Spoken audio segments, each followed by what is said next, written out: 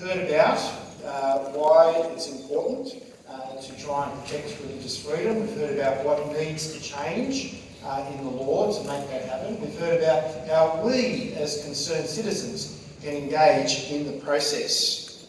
Now we're about to hear about what the price will be if we sit back and do nothing. Our final speaker tonight is the Honourable John Anderson, AO, who was the Deputy Prime Minister of Australia between 1999 to 2005. John has recently been published on topics including civic freedoms, global food security, modern slavery and the economy. He currently farms on the family property, and I have no doubt at this time it's a very difficult thing to do with drought.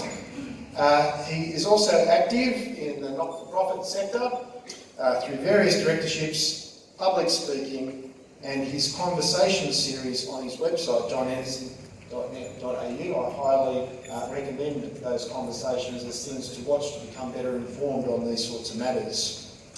John has made a great effort to be with us tonight. He flew in shortly before the night started, and he will be flying away pretty much after he's finished speaking. So would you please welcome the Honourable John Anderson.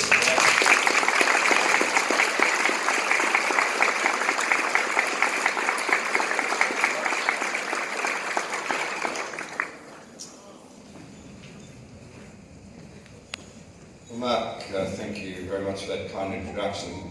It's tremendous to be here with you. Excuse me not being terribly formally dressed. My wife and I are here sort of freshly minted from the paddock. We did manage to shower. We have just enough water left to manage that. But with the dust and the smoke, it's a bit grim out there. It's a great pleasure to be here. I've very much enjoyed what John and Michael and Michelle have said. Michelle, I'm going to say to you, I thoroughly enjoyed listening to a parliamentarian who is doing her job properly, getting across the issues, seeking to do it right.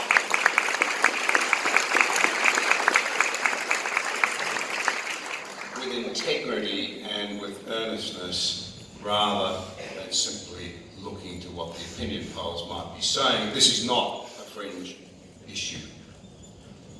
Lord John Acton, famous for that saying to the effect that power corrupts and absolute power corrupts, tends to corrupt absolutely. Power corrupts and absolute power tends to corrupt absolutely. Also said that religious freedom is the premier freedom by which we secure all of the others. Now that is not immediately apparent in our aggressively secular public square today in terms of those who dominate the debate. But in reality, whilst I feel deeply sorry for current legislators, Michelle included, who have got to try and sort through the cacophony of noise and misinformation that surrounds this issue, what they do will have a huge bearing on the future shape of our society, of our freedoms, and the sort of country that our children and grandchildren will live in. The reality is that we have entered an era of madness, in which we have become, in Os Guinness's words, a cut flower society. We are removed from the stems and the rootstock upon which we grew and upon which we depend for ongoing nutrition and nourishment. And flowers cut off from their sustaining life flow will increasingly wilt. And every time a hot wind blows, they'll be slower to recover. Every time a cold wind blows, they'll be slower to recover. There's no way back. Can I say to you that we need to understand a couple of things in a very hard-nosed and realistic way. This current madness, and I'm going to say a little more about what it is in a moment, is firstly the result of an increasing reluctance on the part of too many people to govern themselves. As the American forefathers so persistently observed in various ways, A people who will be free will need to exercise self-restraint and judgment and prudence and respect for their neighbours if they are not to be dictated to by big government, by increasingly powerful and intrusive legislation. And surely that is the case if we are to insist in our democracy that government is downstream of culture and that democracy responds to us and that our parliaments and our governments are functions of our will, we are not to be functions of theirs, well, we'll have only ourselves to blame. And it is deep in the night. I think we must also understand that this is only possible because we no longer understand our own history. The great historian and economic historian Neil Ferguson says that the greatest threat to our freedom is in fact the loss of an understanding of our own history, our own culture, its foundations, the things that undergird all that we say we hold dear. That loss of history has left us easily persuaded. That's why I delight in what Michelle has said tonight. I cannot believe the superficiality that reigns in the public square today and the faddishness with which a new idea is embraced and then dropped tomorrow when a new one takes over. And there's something else that's incredibly important to understand, and that is that there can be no doubt, and legislators must please recognise this, there is a serious attempt on the part of many in our society to deauthorise faith, in particular, and I mean no disrespect for people of other faiths in this country, but in particular Christianity. Yes. You'd have to be naive, stupid, or just plain dumb not to be able to see that. It is as obvious as the nose on your face. And we need to understand that. We need to understand too that this is well researched. There's an excellent paper written by Rob Smith from Moore College on cultural Marxism. And he really sets out a compelling case because, to be honest, I would have been one of those until quite recently who, when I heard the term cultural Marxism, here we go, another sort of, if you like, perspective that somehow says there's been a great big conspiracy theory. But the reality is, read Rob's paper, is all I can say to you. It's a superb piece of work. It traces through how the Frankfurt School in the 1920s in Germany, Gramsci, the Italian who was a friend of Mussolini's until Mussolini jailed him, that's the nature of totalitarianism. Say something we dislike, and that's where you end up. They identified what to them was a massive problem. The working classes were not rising up and bringing forward the revolution. And in order to hurry it was obvious you had to get the institutions that were propping up the dreadful capitalist democracies to crumble. And of course, in the firing line, family, faith, the institutions of a free society, and boy have they been undermined. Have they been undermined? The current madness really can be traced, I think, from the 1960s. Now, in the 1970s, increasingly, the Frankfurt School, thought, think tank work that came out of there, Gramsci was rediscovered in the age of free love and anti-authoritarianism that came out of the anti-Vietnam era, particularly in America. But it's also true to say that the 1960s were an age when we gave up looking for meaningful meta-narratives. As Daniel Altman put it in a fascinating article a few years ago called The United States of Narcissism, we decided in the 60s that the pursuit of big picture understanding of our world was just too hard, and anyway we could be very comfortable because increasingly we were prosperous, increasingly we could borrow, and when we couldn't do it for ourselves, we could insist, Mr. Congressman, if you want my vote, you give me this, you give me that. The age of entitlement started to emerge. We started to live for ourselves. what became known in some circles as selfism, in other circles as the age of the big me. In reality, it's about narcissism. Remember, it's a Greek tragedy, and it's worth recalling that it centres on a very handsome young Greek man, just like Mark, although I don't think Mark's Greek, do you? He's shrugging his shoulders, he's not sure. Who's thirsty on the way to work one day, leans over a still pool of water, and as he does so, he encounters the most wonderful human being he's ever come across and falls hopelessly in love with himself, to the exclusion of all others. And that has been the tendency. And this sort of madness, if you like, this giving up on the search for meaning and purpose because it's too hard and just living for now, has actually left a terrible vacuum. Nature abhors a vacuum. Something flows into a vacuum. And a very great deal has flown into the vacuum that has lain at the heart of Western culture for a very long time. Another way of illustrating this might be to say that Kennedy's very clever words in 1963, ask not what your country can do for you, but what you can do for your country, has been completely reversed. In the age of identity politics, which has as its objectives, if you like, the creation of a victimhood and empathy culture,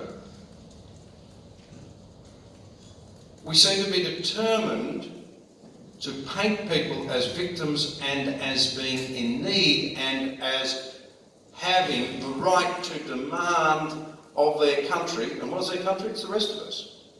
Australia's just the Australians who make it up. That's what Australia is. That their grievances be met. And so we focus on our grievances, not our opportunities and responsibilities as citizens. And this madness needs, I think, to be crystallised, because what it is seen as do is completely reject the Christian narrative. Michael spoke of the first commandment, where we've mocked that right out of the public square. The idea that we should respect the Almighty, and it's gone very quickly.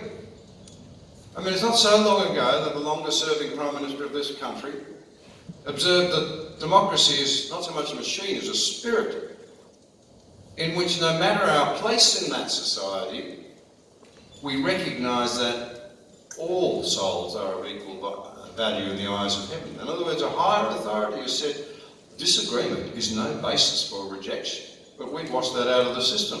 We've lost completely the idea now that to disagree with you is not to say that I do not love you. It may be, in fact, that I say it because I do love you. We've lost all of that out of the system altogether. With the rejection of the first commandment has come the rejection of the second. They are, of course, related. The so-called golden rule, do unto others as you would have them do unto you. We now encourage our children to believe that they are not only the centre of their universe, they're the centre of the universe. And as Jonathan Haidt puts it so beautifully, thinking we're doing the right thing, we're raising our children now to believe three things that are lethal. The first is what doesn't kill you makes you weaker. So avoid all pain, all difficulty. And this is closely related to this attempt to try and make certain that no one's ever offended by anything we say. So you give up the abandonment of truth. Whole universities now, it would appear, if you read, listen to people like Frank Ferruti, himself from the left, Kent University. Whole university courses are designed not to teach the truth or to challenge people, but to avoid offence. So you have warnings that something I say may be offensive. And if you are offended, then there will be a safe place with big warm puppy dogs for you to pat and to lick you in return. The price we pay is we're not challenged in our thinking. We only grow when we are forced to confront and think issues through. And as Haidt says, in reality, we need not just to be a people who raise up our children to be resilient, we need to be anti-fragile. That is to say, grow from our experiences. We all know that. The second thing he says, always trust your feelings. Well, that's terrific, isn't it? There's a great big sign there that says, don't go into these waters, they're shark infested. But I feel the water would be good for me, so I'll go in anyway. But the third thing that he points to, which is a real problem in this current madness, is that we are raising our children to believe that life is a battle between good people and bad people. Alexander Solzhenitsyn was a decorated Russian who went to prison for a long time, Gulag salt mine, for daring to question communism. No right to freedom of conscience and speech in that country. No fair trial, and those sorts of things. And he wrote, if only it was so simple. There are good people and there are bad people. It'd be easy. You get rid of the bad people, and there'll only be good people left, and everything will work beautifully. Is that right? Well, it's the same problem, Michelle, that you and I have when people misunderstand politicians. The problem with politicians is that they're people. As Alexander Solzhenitsyn says, the dividing line actually crosses every human heart. And we're reluctant to kill off a bit of ourselves. What is the point that I'm making? Is that our culture has entered an age of madness when we've cut ourselves off from the deep understanding of ourselves, of good, of evil, and of an understanding of this freedom of conscience, of which freedom of religion is a vital subset, is the fundamental Western freedom. It is what has allowed us to live in harmony despite our differences, and it is only through a recovery of the understanding of the centrality of freedom of conscience at a time when the differences are greater than ever that we will manage to restore the harmony that we have lost. Again, it was an atheist who pointed this out to me. I said to him, do you think freedom of speech is our greatest freedom? Because I say, it's the one that we defend all other freedoms by. No, he said. No, the first freedom was freedom of conscience. We stopped burning one another at the stake for holding a minority view. It dawned on us that it was barbaric, that it wasn't Christian. It's also very dumb. People ought to stop and think about this. Today's minorities also often happen to turn out to be the people who have the jackboots on tomorrow, don't they? Freedom of conscience, of which freedom of religion is a vital subset. It's slightly different, because freedom of religion goes to the heart of the deep quest that is so common to the great majority of people to link themselves into what they most deeply believe in terms of a greater authority. But the two go hand in hand, because one of the things that you'll hear said now is, oh no, of course we defend your right to religious freedom. Just don't take it into the public square. It's a private thing. How many people who understand their history would say, well, it would be a great thing if William Wilberforce had never taken his Christianity into the public square. The greatest champion of human rights of all times. How many people would say, oh, Lord Shaftesbury should never have gone out and insisted on decent labour laws for men and women and children?